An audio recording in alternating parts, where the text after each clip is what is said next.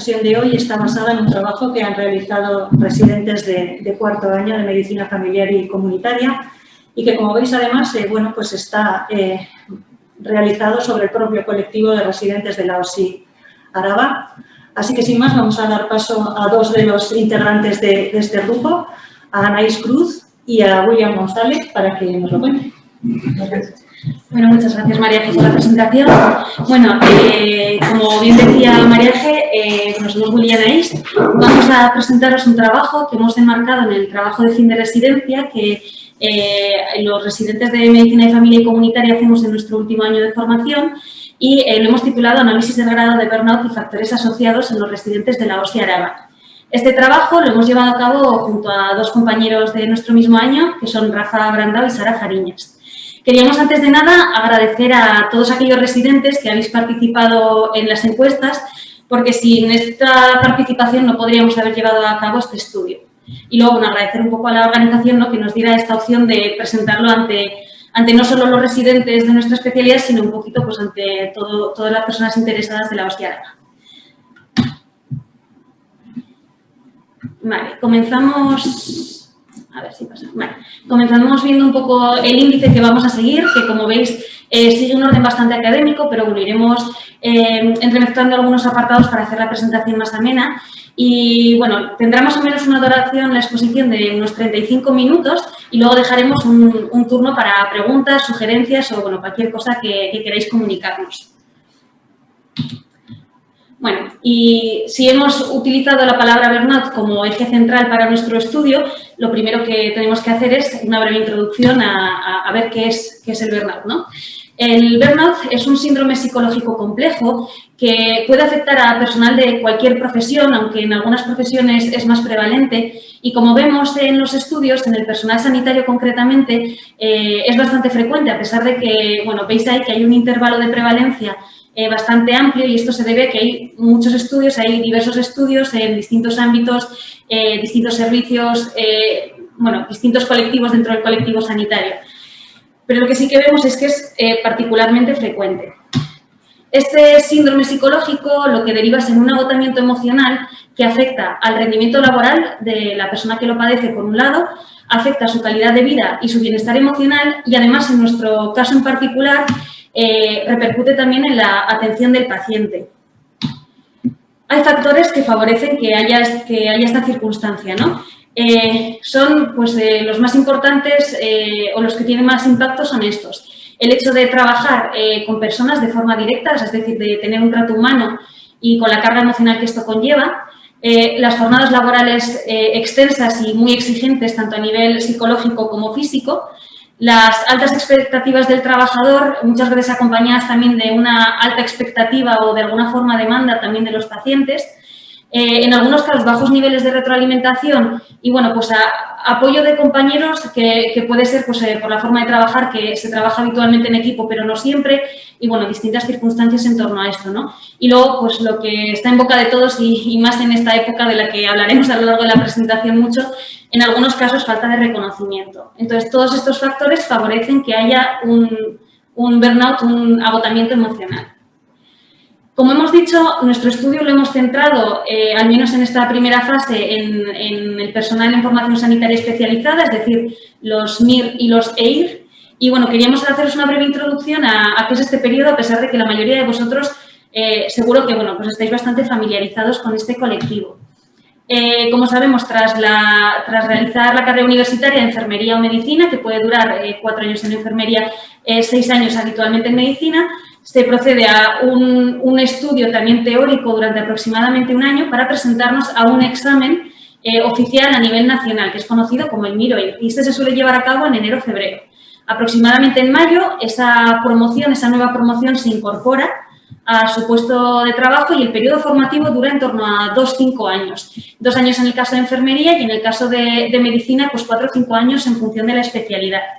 El contrato es un contrato mixto, por un lado asistencial, como médicos, como enfermeros en el servicio en el que estemos y se añaden rotaciones formativas en distintos servicios y luego las guardias, que son como jornadas prolongadas, ¿no? A veces módulos de tarde y a veces pues añadir unas 17 horas a la jornada laboral habitual para hacer 24. Bueno, como vemos, es pasar de alguna forma la parte teórica que aprendemos en las universidades, volverlo más bien práctico, ¿no? Aprender su forma de llevar toda esta teoría, todos estos conceptos a la práctica clínica diaria. Como vemos en la formación sanitaria especializada, por tanto, pues tenemos varios de los factores, ¿no?, que hemos comentado que de alguna forma pueden predisponer a padecer el burnout. Es un periodo en el que hay una alta demanda física, emocional y de salud, y además también convergen múltiples estresores, las jornadas largas de las que hablábamos, particularmente en el tema de las guardias, una adaptación continua a entornos y servicios cambiantes, ¿no?, que hablábamos de estas rotaciones. Fijaros, por ejemplo, en medicina de familia rotamos por más de 20 servicios a lo largo de nuestros 4 años y estas rotaciones pueden ser de 2 meses, pero hay alguna circunstancia en la que, bueno, pues son rotaciones mucho más breves de incluso una semana, ¿no?, que al final, bueno, son 5 días en la que uno llega a un servicio nuevo, gente nueva, hay que adaptarse, tratar de absorber todo lo posible y para cuando te quieres dar cuenta, como quien dice, te estás despidiendo, ¿no?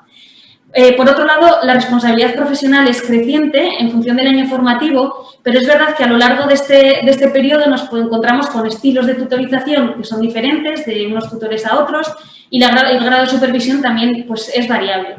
Y luego ya por último, si ya de por sí todo el ámbito sanitario requiere una formación continuada por los avances científicos, en este periodo concretamente, que de por sí es particularmente formativo, requiere, pues eso, una formación complementaria que muchas veces está fuera del horario laboral. Entonces, esto al final, de alguna forma, podríamos resumirlo en que influye a nivel biológico, como pueda ser la disrupción de los ritmos circadianos, en el sueño, por ejemplo, o simplemente el hecho de limitar el equilibrio entre el trabajo personal y la vida personal del residente, en este caso. Y bueno, ya una vez que hemos explicado, ¿no?, el burnout, hemos contextualizado y hemos hablado un poquito de la formación sanitaria especializada, llegamos a este punto, ¿no? ¿Por qué nosotros hemos elegido hacer un estudio de estas características, ¿no? ¿Por qué elegimos este tema? Bueno, pues inicialmente partimos de una experiencia totalmente personal. Ya desde R1, o sea, hace pues prácticamente 4 años, cuando no existía ni siquiera el coronavirus, ¿no?, que parece que bueno, que lo hablamos así, ya parece otra época, nosotros ya pues íbamos teniendo como esa sospecha, ese sentimiento, ¿no?, de que bueno, pues que había algunos comentarios, algunas experiencias de compañeros que quizá no nos terminan de cuadrar muy bien hasta qué punto pues eran normales, no eran normales, si eran inherentes a nuestro periodo formativo, si era por el ámbito sanitario. Y bueno, pues yo creo que todos nos podemos sentir de alguna manera identificados con comentarios como, bueno, pues alguien que está al borde del llanto, incluso pues llorar en un momento puntual en un servicio porque se ve superado, alguien a quien le afecta particularmente la situación de un paciente, alguien que pues antes de iniciar en un servicio nuevo, en una guardia, que requiere automedicarse con un ansiolítico porque, bueno, pues le genera mucha ansiedad y tiene dificultades para manejarlo, o, bueno, pues igual quizá comentarios más llamativos, que estos nos sonarán después, como decir, mira, necesito que acabe el día, ya es que me da igual hasta lo que le pase al paciente, ¿no? O sea, comentarios llamativos que de verdad impactan. Entonces, bueno, a raíz de esa experiencia personal y aprovechando que teníamos, que nos habían ya ofrecido, pues comenzar a pensar en el tema del trabajo de fin de residencia, nos pusimos a la obra a buscar bibliografía. Y nos dimos cuenta que si bien hay mucha bibliografía acerca del burnout en el colectivo sanitario, de ahí ese amplio margen de prevalencia, ¿no?, del que hemos hablado antes, incluso hay una escala que luego veremos validada en el ámbito sanitario. La bibliografía con respecto a los residentes sanitarios justo con este colectivo era muy, muy escasa, apenas 2 o 3 artículos y no en todos ellos con el burnout como eje central. Nosotros teníamos la necesidad, ¿no?, de conocer en este colectivo pues cuál es la prevalencia real del burnout, qué otros factores se pueden asociar, qué repercusiones reales tiene y, bueno, qué recursos de afrontamiento tenemos. Entonces, esto junto con bueno, pues contextualizarlo en la OSI Araba, en los residentes que conocemos, en los compañeros con los que trabajamos, ¿no?, pues bueno, nos llevó a plantearnos la siguiente pregunta. Bueno, con todo lo que se ha comentado mi compañera Anaís, pues bueno, nos surge la siguiente pregunta, que es la vertebradora al final de todo el trabajo que hemos hecho, que sería, ¿existe afectación psicoemocional en los residentes de la OSI Araba? Os dejamos unos segunditos para que penséis, para que formuléis vuestra idea al respecto.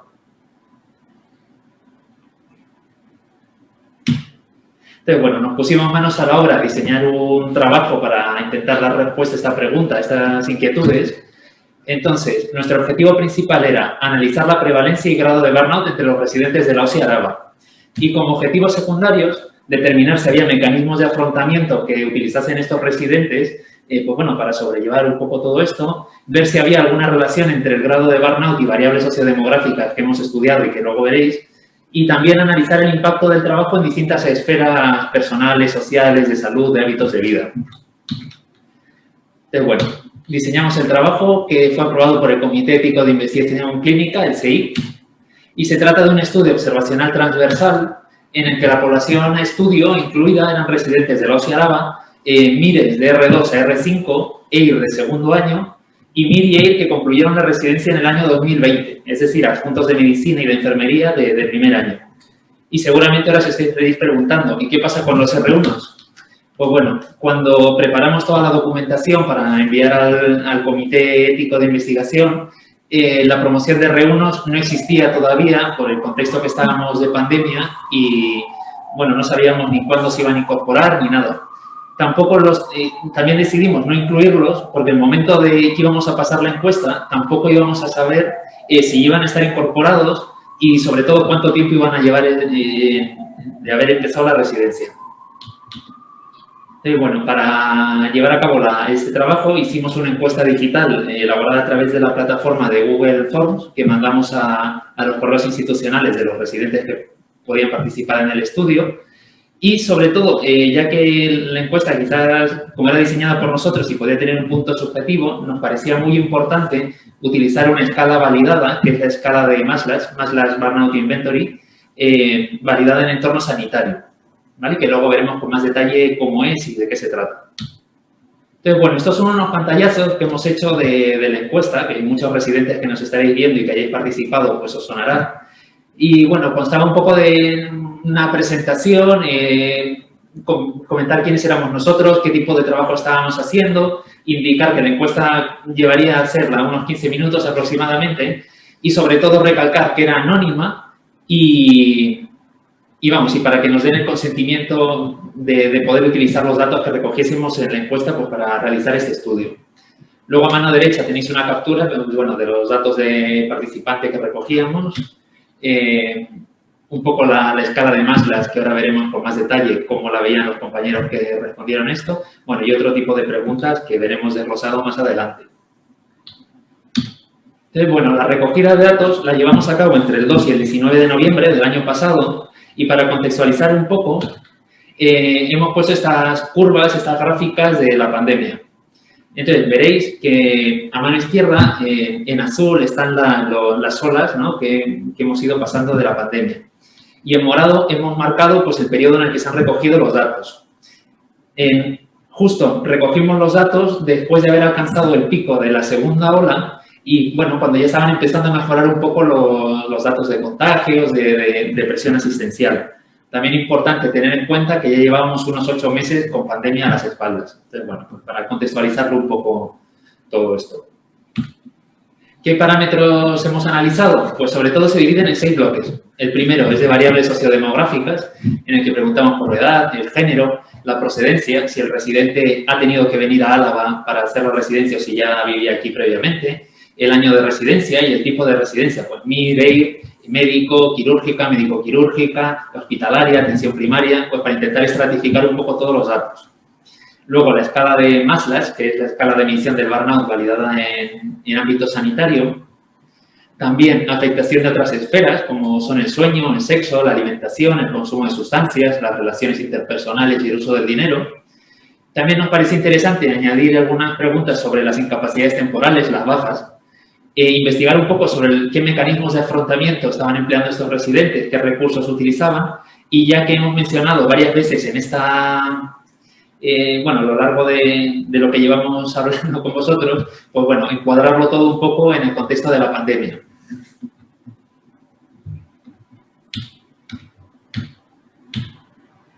Pero bueno, comentamos un poquito la escala de Maslach, que es una escala de medición de burnout, que hemos utilizado la variante validada en un ámbito sanitario, que consta de 22 enunciados sobre el trabajo y sentimientos hacia él.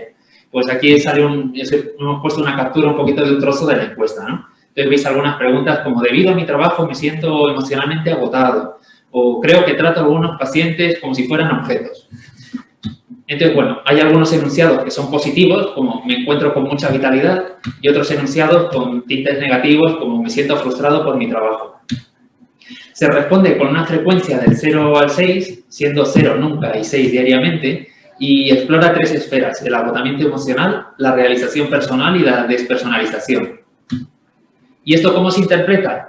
Bueno, pues cada esfera tiene una puntuación de corte a partir de la cual pues indica que hay indicios de burnout. Pues en el agotamiento emocional más de 26 puntos, en las preguntas de realización personal menos de 34, en la despersonalización más de 9. Entonces, que si están las 3 esferas afectadas, podemos hablar de criterios de burnout. Importante mencionar también que en esta encuesta las esferas no se estudian de forma separada, sino que están las preguntas intercaladas entre ellas, están mezcladas. Entonces, bueno, todos estos datos los analizamos con ayuda de la unidad docente de medicina de familia. Hicimos un análisis estadístico con el programa SPSS. Bueno, y pasamos a la sección de resultados, ya conociendo las variables que hemos analizado. Y bueno, esta parte, que sí que es verdad que quizás es la más larga, pero también nos ha parecido muy interesante. Y bueno, sí nos gustaría decir ya desde el principio que a pesar de que algunos de los resultados pues podíamos intuirlos, la verdad es que nos han sorprendido bastante. Con respecto a las primeras variables, que eran las variables sociodemográficas y que de alguna forma lo que hacen es describir la muestra que hemos estudiado, decir que han participado 107 residentes de los 242 que fueron convocados. Aquí sí que nos gustaría mencionar que, bueno, que los 4 integrantes de este grupo, muy a nuestro pesar, porque nos hubiera encantado participar en esta encuesta, ¿no? Porque al final somos residentes, representamos de hecho al 20% de los residentes de familia de nuestro año. Finalmente decidimos mantenernos al margen como meros investigadores, pues de alguna forma por no contaminar los resultados, ya que, bueno, pues conocíamos las escalas, cómo se puntúan, etcétera. La edad media de los participantes fue de 28 años y medio. Con respecto al género, un alto predominio de mujeres, un 68%, con un 29% de hombres y un casi 3% de personas que no se identifican con ninguno de estos dos géneros. Con respecto a la procedencia, el 71% de los residentes se habían desplazado a Álava para validar la residencia y el 29% ya residían previamente en Álava. Y con respecto al tipo de especialidad y al año de residencia, tenemos las siguientes gráficas. Por un lado, vemos que los médicos residentes han supuesto el 93% frente a los enfermeros residentes un 6,5%, un 61% de especialidades hospitalarias frente a un 38% de especialidades de primaria. Y luego vemos que pues 3/4 partes de la muestra han sido especialidades médicas frente a un 7,5% de médico-quirúrgicas, 3,7% de quirúrgicas y un 13% de otras especialidades. Y con respecto a los años, vemos que hay un predominio de residentes de segundo año, seguidos de residentes de cuarto año, luego R3, R5 y recién adjuntos, ¿no? Digamos.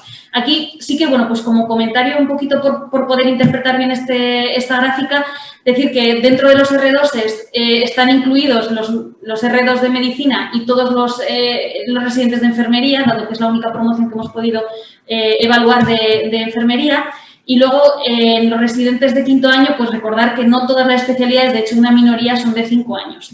Y con respecto a los adjuntos de primer año, bueno, pues como comentaba Willy antes, el correo fue mandado al correo institucional de Osakidetza y, bueno, tampoco sabemos cuántas de estas personas lo recibieron, en tanto que desconocemos quiénes, a pesar de haber hecho su residencia en la OSI Araba, han continuado trabajando para organización o para otros sistemas, servicios de salud. Pasando al análisis del burnout, de la escala que os ha explicado Willy antes, los resultados básicamente son los siguientes. Vemos en esta gráfica a la izquierda las 3 esferas que evaluamos y a la derecha del todo vemos los puntos de corte de los que hablábamos, ¿no? Y lo que sí que vemos es que la media de las respuestas de todos los residentes pasan este umbral del que hablábamos, o sea, daría la media alterada de las 3 esferas, ¿no? En los resultados conjuntos de todos los participantes. Pero aparte de esto, obviamente, pues teníamos que valorar cuánto realmente cumplían criterios de burnout, es decir, tienen en la misma persona las 3 esferas afectadas. Y estos criterios los cumplen el 27% de los encuestados. Fijaos, son 29 personas, ¿no? Que lo vemos entre paréntesis. son 29 personas, o sea, ya no es que sean una de cada 4 personas, ¿no? Sino que son 29 personas con cara, nombres y apellidos con las que trabajamos a diario, que todos conocemos, que, bueno, pues quien más o quien menos de los que esté escuchando, pues seguro que ha tenido trato con ellos, ¿no? Entonces, bueno, no sé, a nosotros por lo menos nos impactó bastante. Y aparte de esto, quisimos ver qué pasaba con el resto del porcentaje, ¿no? Si el resto pues no tenía ninguna esfera afectada, estaban completamente sanos, por decirlo de alguna forma, o tenían algún tipo de afectación. Y concluimos que el 66,4%, es decir, 71 personas, al menos tienen 2 esferas afectadas. Es decir, aquí incluimos los que cumplen criterios de Bernat y los que tienen 2 esferas afectadas. O sea, al menos 2 esferas afectadas, 2 de cada 3 personas. Pasando a las otras variables que hemos comentado, que aquí también tenemos resultados bastante llamativos, como decíamos, ¿no? Evaluamos distintas variables como sueño, sexo, alimentación, consumo de sustancias, relaciones interpersonales y el uso del dinero. Y hicimos 2 tipos de análisis, un análisis en frecuencia y otro en tipo de afectación, ¿no? Entonces, con respecto a la frecuencia, utilizamos una escala Likert también de 0 a 6, siguiendo un poco la misma dinámica de la escala de Maslow, respondiendo a la pregunta ¿con qué frecuencia afecta tu trabajo a? Aquí nos interesa pararnos un momentito a matizar que todas las respuestas de este apartado de análisis de variables, todas van en relación a lo que el encuestado, en este caso el residente, atribuye a su trabajo, ¿vale? Porque entendemos que es una población que, bueno, pues tendrá sus variables afectadas pues en unos parámetros, pues toda la población de este perfil, pero estos son efectos que el residente atribuye a su trabajo. Y bueno, aparte de valorar de 0 a 6, que sería pues el grado de afectación, ahí lo tenemos en la barra, en el diagrama de barras en azul, quisimos hacer como separar un poco pues afectaciones que puede ser una vez al mes o afectaciones que puedan ser diarias, ¿no? Entonces, hicimos como un apartado de afectación alta y consideramos como afectación alta aquellas variables que están afectadas al menos una vez por semana, que son las barras que veis en rojo, y todo esto lo veremos luego desglosado por variables. Y ya por último, con respecto al tipo de afectación, queríamos tener de alguna forma algo de información un poco más cualitativa. Y entonces formulamos las preguntas de qué forma afecta tu trabajo a. Y aquí lo que hicimos fue plantear distintas opciones para cada variable y opciones de marcación múltiple. Es decir, la persona podía marcar pues, distintos tipos de afectación de esta variable y, por lo tanto, como veremos después, el sumatorio no da 100%, porque bueno, pues una misma persona puede marcar varias de las respuestas. Entonces, bueno, yendo por apartados, con respecto al sueño, vemos que el 94,4% de los residentes consideraba que su sueño estaba afectado por su trabajo, con una afectación de al menos una vez por semana del 45,8%. Y este tipo de afectación predominantemente es insomnio de conciliación, ¿no? Que es lo que vemos aquí. Un 51,4% tiene insomnio de conciliación, frente a un casi 30% insomnio de mantenimiento, un 24% pesadillas y un 26% hipersomnia. Si pasamos a la variable sexo, vemos que prácticamente el 75%, o sea, 3/4 partes de los residentes, consideran que lo tienen afectado por su trabajo, con una afectación de al menos una vez por semana de prácticamente el 31%. ¿Y a qué tipo de afectación nos referimos? Pues vemos que principalmente a una disminución de la libido en la mitad de los encuestados, en 57 personas, frente a un 13% de hipersexualidad, impotencia en principio nadie, y luego pues otras afectaciones en el ámbito sexual pues no especificadas, un 14%. Con respecto a la alimentación, vemos que casi un 91% considera que lo tiene afectado, con una afectación de al menos una vez por semana del 52,3%, y este tipo de afectación, sobre todo, es mediante el consumo de comida basura. Luego, un 23% hiperfagia, 10% de anorexia y un 11% pues otro tipo de afectación que no hemos estudiado, no hemos desglosado.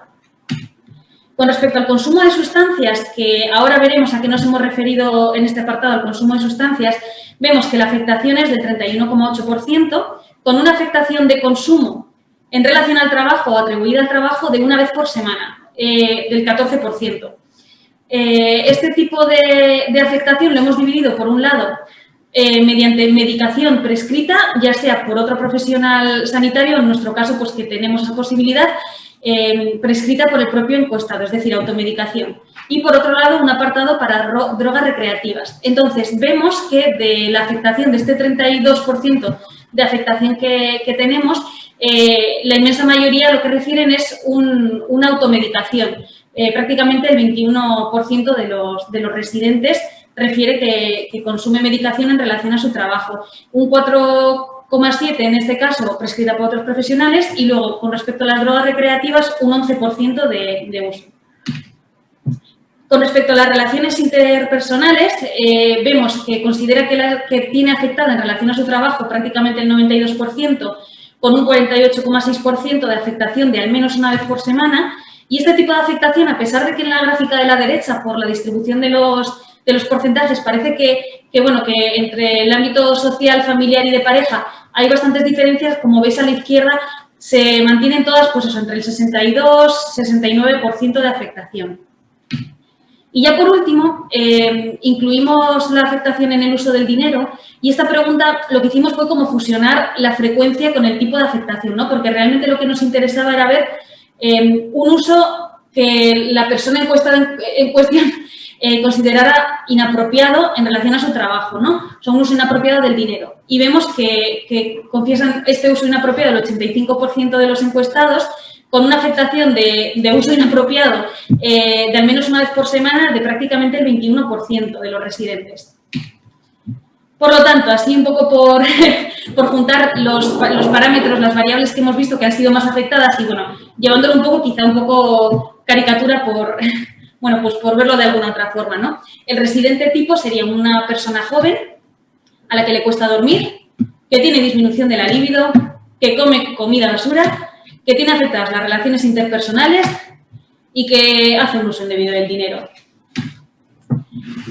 Cambiando ya de tercio, yendo a los tres apartados de los 6 que habíamos mencionado al principio, que eran los más largos, ahora vamos a pasar a los 3 apartados en los que sí que, bueno, pues sin hacer una encuesta mucho más larga, queríamos tener alguna pequeña referencia, ¿no? Y una de ellas era el estudio, el análisis de las bajas, de las incapacidades temporales.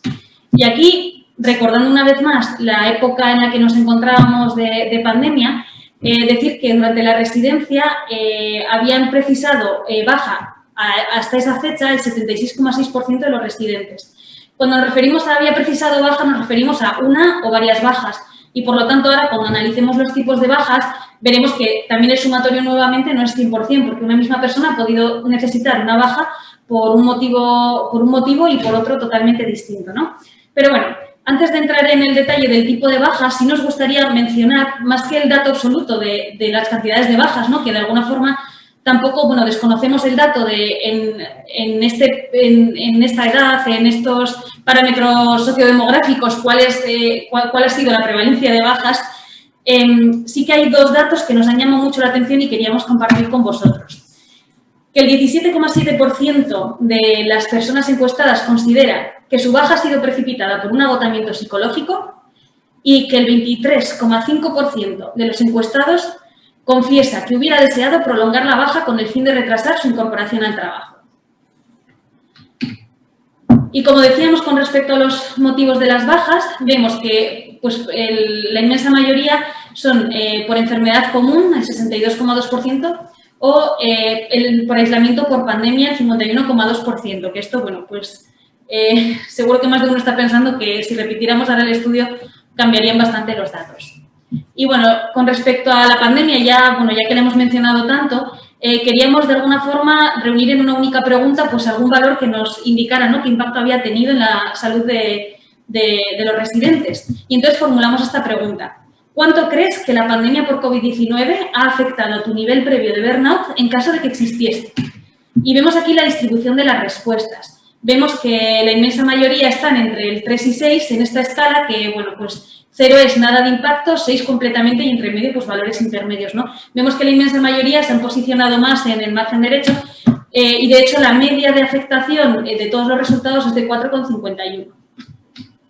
Y bueno, cambiando de bloque de variables y yendo ya a los recursos que se utilizan de alguna forma para sobrellevar la residencia, lo que nosotros planteamos fueron pues una lista de 10 opciones que a nosotros se nos ocurrieron que bueno, pues podían ser recursos, dejando eso sí un apartado de otros para que la gente pues pudiera mencionar algún otro recurso al que recurriera y que nosotros quizá no hubiéramos tenido en cuenta, ¿no?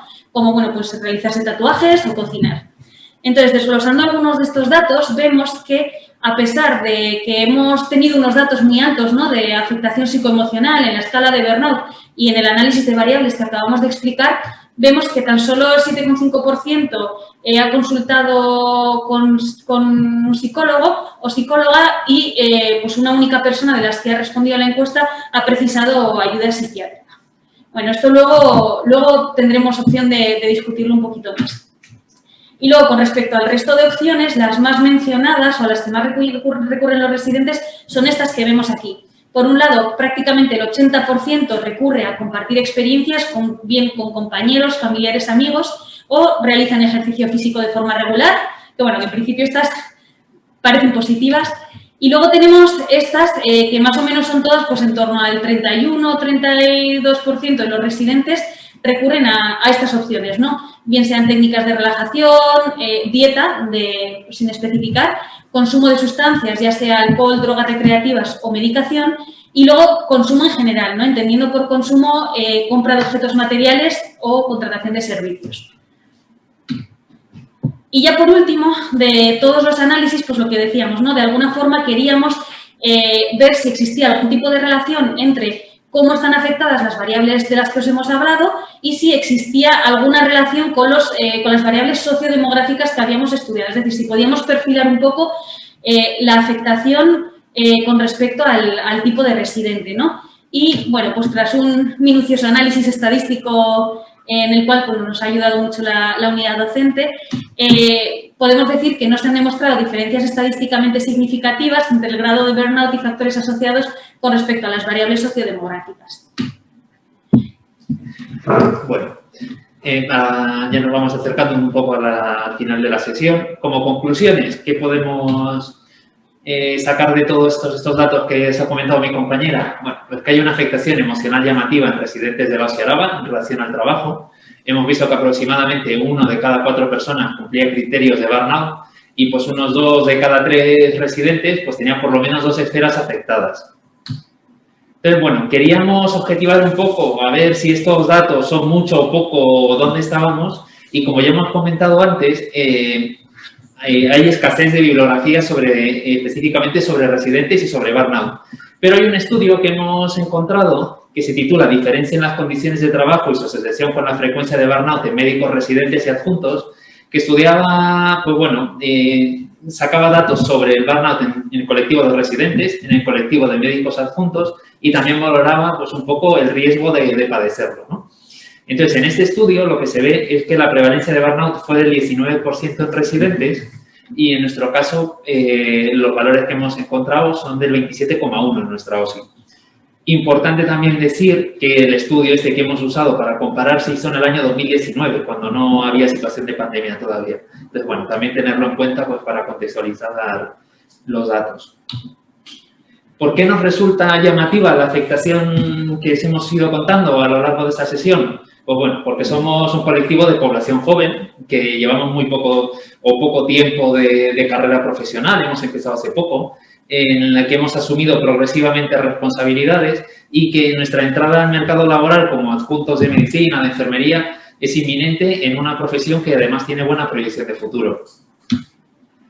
Hemos visto también, por resumir, que hay afectación de otras áreas en relación al trabajo. En más de 3/4 partes de los residentes, el sueño, el sexo, la alimentación, las relaciones interpersonales y el dinero están afectados. Y en un porcentaje nada desdeñable, de 1 de cada 3, más o menos, residentes, existe un consumo de sustancias y un 18% por lo menos una vez por semana. Consumo de sustancias que ya hemos visto desglosado antes.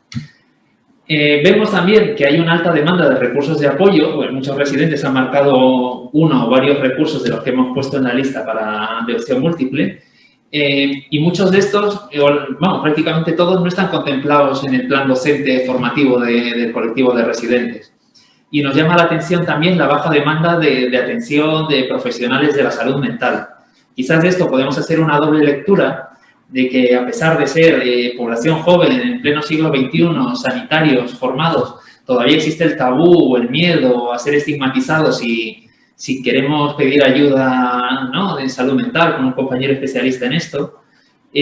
O quizás la otra lectura, que es un poco más positiva, que con el resto de recursos que tenemos a nuestra mano, que no sean médicos, sino de, bueno, interacción con otros compañeros, ejercicio, dieta, hacer cosas, pues quizás eso es efectivo y es suficiente para, ¿no?, para sobrellevar un poco todo esto.